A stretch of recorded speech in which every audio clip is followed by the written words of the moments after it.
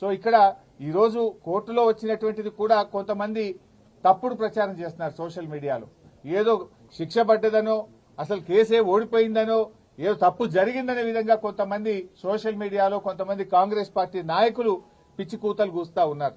ఇక్కడ చెప్పదలుచుకుంది ఏంటంటే అసలు విచారణే ప్రారంభం కాలేదు. ఇది తప్పుడు కేసు, దీన్ని క్వాష్ చేయాలని మేము వెళ్ళాం.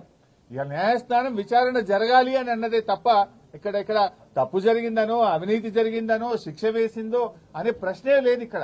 కానీ కొంతమంది ఏంటంటే ఏదో తప్పుడుగా సోషల్ మీడియాలో ప్రచారం చేస్తూ ఒక గోబల్స్ ను ఒక తప్పుడు వార్తల్ని ప్రచారం చేసే ప్రయత్నం చేస్తున్నారు. అటువంటి వాళ్ళు అది మానుకుంటే మంచిదని కూడా మేము వారికి హితవు పలుకుతా ఉన్నాం. సో ఈ రోజు తప్పకుండా మేము సంపూర్ణమైన విశ్వాసంతో ఉన్నాం. ఇది ఒక తుఫైల్ కేసు. మా ఆర్ఎస్ ప్రవీణ్ చెప్పినట్టు ఇది 100% తుఫైల్ కేసు. ఫైనల్ గా ఇందులో ఎలాంటిది కూడా బయటకు వచ్చేది లేదు. అసలు ఒక రూపాయి రాష్ట్ర ప్రభుత్వ ఖజానా నుంచే పోయింది లేదు. రాష్ట్రానికి ఆదాయం వచ్చింది తప్ప రాష్ట్రానికి జరిగిన నష్టమేం లేదు.